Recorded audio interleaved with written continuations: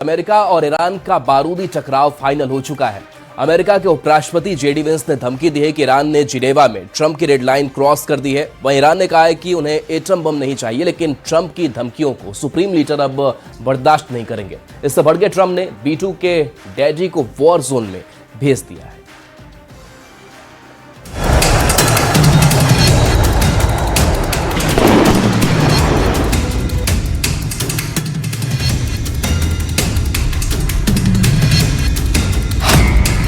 दो 2018 में ट्रंप ने ईरान से एटमी डील तोड़कर उसे तबाह करना शुरू किया था। 7 साल बाद 2025 में ट्रंप ने ईरान के परमाणु ठिकानों पर B2 बंकर बस्टर बम से हमला किया था। अब 1 साल बाद 2026 में ट्रंप ईरान को धरती से मिटा देने का ऐलान कर रहे हैं। Well, they shouldn't be doing it, but I've left notification. Anything ever happens, we're going to blow the whole country is going to get blown up. If I were here and they were making that threat to somebody, not even a president, but somebody like they did with me, I would absolutely hit them so hard. But I have very firm instructions. Anything happens, they're going to wipe them off the face of this earth. तो क्या अब Tehran को F-15 से जलाएगा America? क्या Isfahan पर फटेंगी Minuteman मिसाइलें? क्या Tabriz से मशहद तक मरघट बन जाएगा? अमेरिका के इरादे खौफनाक हैं। ट्रंप ईरान को कैसे दहलाएंगे, उसका ट्रेलर रिलीज हो चुका है।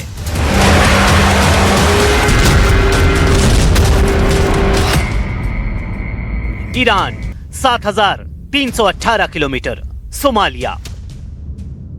ईरान से 7,000 किलोमीटर दूर से आई ये तस्वीरें खामेनेई के जनरलों के लिए वार्निंग हैं। ये धमाका अमेरिका की ताकत की नुमाइश है। सुपर पावर दुश्मनों को कैसी मौत देता है, ये उसका बारूदी ट्रेलर है। धमाका अफ्रीका महाद्वीप के सोमालिया में हो रहा है। आतंकी संगठन अल शहाब को ट्रंप के इशारे पर कुचला जा रहा है। दुनिया का सबसे ताकतवर देश इसी स्टाइल में ईरान को फोड़ने वाला है। अमेरिका ने धमकी दी है कि अब बातचीत में समय बर्बाद करने की जगह एक्शन शुरू होगा। इजराइल भी युद्ध ही चाहता है, क्योंकि जेनेवा में सेकेंड राउंड की बातचीत में अमेरिका ईरान के बीच सिर्फ गाइडिंग प्रिंसिपल्स के पेपर की अदला बदली हुई है। मतलब दोनों देशों के बीच सिर्फ डील की शर्तों की जानकारी साझा की गई है। यानी ना ईरान पीछे हटने के लिए तैयार है, ना ही अमेरिका शर्तों में रियायत की गुंजाइश रहने दे रहा है, जिससे परमाणु डील का पेच युद्ध की दहलीज पर आकर अटक गया है। जिसके बाद ईरान ने दावा किया है कि वो जून 2025 वाला इतिहास फिर से दोहरा सकता है, जब अमेरिका इजराइल से ईरान ने अकेले युद्ध लड़ा था। During the aggression of 13 June 2025, Iran remains fully prepared to defend itself against any threat or act of aggression. The consequences of any attack against Iran will not be confined to its borders. Iran की ये बातें Trump का खून खौला रही हैं। President Trump अब इंतजार के मूड में नहीं हैं। अमेरिका का मकसद क्लियर है, उसे ईरान के एटमी हथियारों का सफाया करना है। सुपर पावर को खामेनेई की सल्तनत को उखाड़ फेंकना है। लेकिन ईरान का इकबाल सरेंडर के लिए तैयार नहीं। ट्रंप के तल्ख बयानों पर सुप्रीम लीडर अली खामेनेई जोरदार पलटवार कर रहे हैं। ईरान ने अमेरिका से परमाणु डील वार्ता के बीच दुनिया में मौजूद सभी एटम बमों के खात्मे का मुद्दा उछाल दिया। असल में ईरान के निशाने पर इजराइल है, जिसका न्यूक्लियर प्रोग्राम दुनिया के लिए रहस्य है। हालांकि ट्रंप को ईरान के आरोपों की परवाह नहीं है। अमेरिका के उपराष्ट्रपति जेडी वेंस ने ऐलान किया है कि ईरान ट्रंप की खींची रेड लाइन क्रॉस कर चुका है, जिससे अब उस पर हमले का ग्राउंड तैयार हो चुका है। Have a very powerful military. The president's shown a willingness to use it. He also has a remarkable diplomatic team. He's shown a willingness to use that too. And so what the president has been very clear with the Iranians, and actually I just talked to Steve Witkoff and Jared Kushner this morning about some of their negotiations, is the United States has certain red lines. Our primary interest here is we don't want Iran to get a nuclear weapon. We don't want nuclear proliferation. ये बताने वाली बात नहीं कि America की military power पूरे Arab world पर भारी है।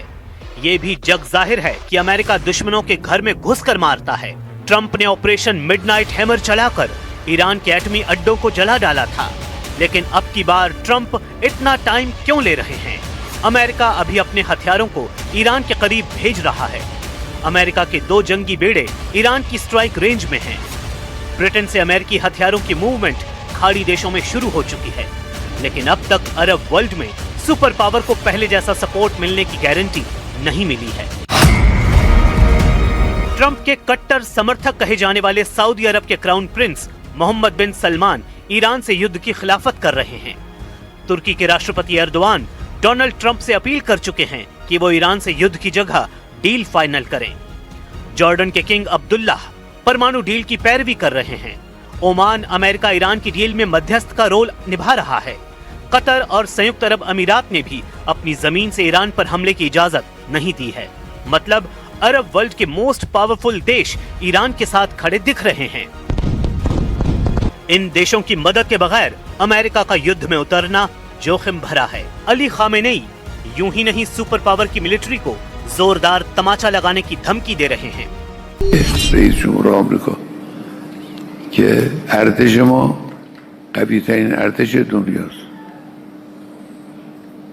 قوی‌ترین ارتش دنیا ممکنه اونچنان گاهی سیلی بخوره که از جا نتوانه برش. खामेनेई चेतावनी दे रहे हैं कि अब की बार अमेरिका का हमला हुआ तो उसे खाड़ी देशों की संयुक्त सेना से लोहा लेना होगा, जिनके साथ ईरान समर्थित लड़ाका ग्रुप होंगे। जान हथेली पर लेकर युद्ध लड़ने वाली लड़ाका फोर्स ने जनवरी महीने में ही ईरान में जुटना शुरू कर दिया था।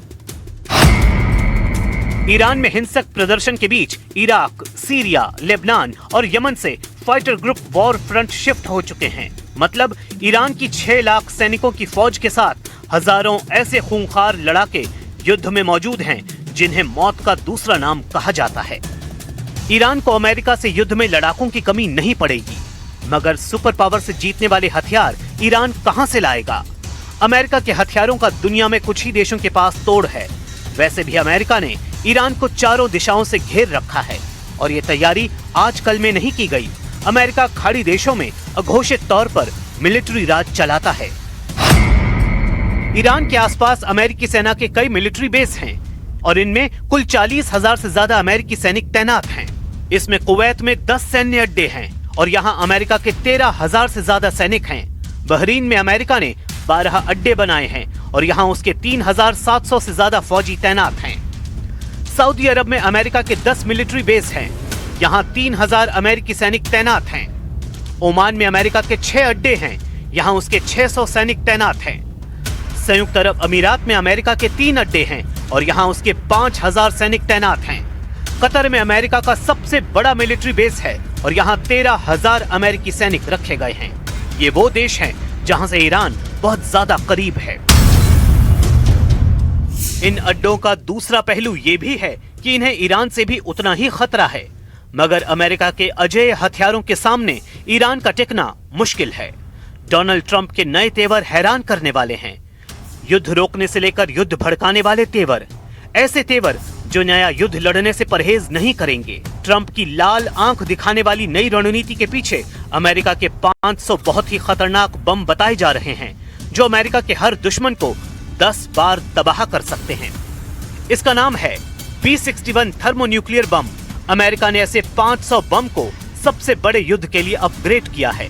इस पर खर्च हुए हैं $9 बिलियन, यानी अमेरिका ने 500 B-61 परमाणु को अपग्रेड करने के लिए 78,000 करोड़ लगाए हैं। नए वर्जन का नाम है B-61-12। 12 फुट लंबे इस बम का वॉरहेड 50 किलो टन का होता है, जो 50,000 टन TNT के बराबर तबाही मचाने की क्षमता रखता है। 1945 में अमेरिका ने जापान के हिरोशिमा पर जो बम गिराया था वो 15 किलो टन का था, जबकि B-61-12 50 किलो टन का है। 50 किलो टन यानी 50,000 TNT। अब 50,000 TNT वाला धमाका कैसा परमाणु बम होगा? इसकी ताकत को समझने के लिए आपको बहुत ही सरल शब्दों में समझाने की कोशिश करते हैं। एक परमाणु बम जब फटता है तो ऐसी ऊर्जा पैदा होती है जिससे पूरे का पूरा शहर तबाह हो सकता है।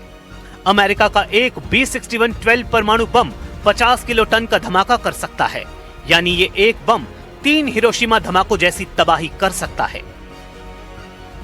वहीं ईरान का दावा है कि उसके पास एटम बम नहीं है। ईरान न्यूक्लियर प्रोग्राम को अपनी ऊर्जा जरूरतों के लिए चलाना चाहता है। जाहिर है, युद्ध हुआ तो ट्रंप के परमाणु हमलों का जवाब ईरान तो नहीं दे सकता, लेकिन ईरान के दोस्त और अमेरिका के दुश्मन देश क्या शांत रहेंगे? न्यूक्लियर युद्ध छिड़ा तो कोई उससे दूर नहीं रह पाएगा। रूस और चीन जैसे देश बार बार ये वार्निंग ट्रंप को दे रहे हैं कि वो ईरान से पंगा न ले, क्योंकि एटमी युद्ध में अमेरिका के साथ सिर्फ इजराइल है, जबकि ईरान के साथ चीन, रूस और उत्तर कोरिया जैसे सच्चे और पक्के दोस्त हैं। परमाणु पावर बैलेंस में ईरान के दोस्तों का पलड़ा अमेरिका पर भारी पड़ सकता है।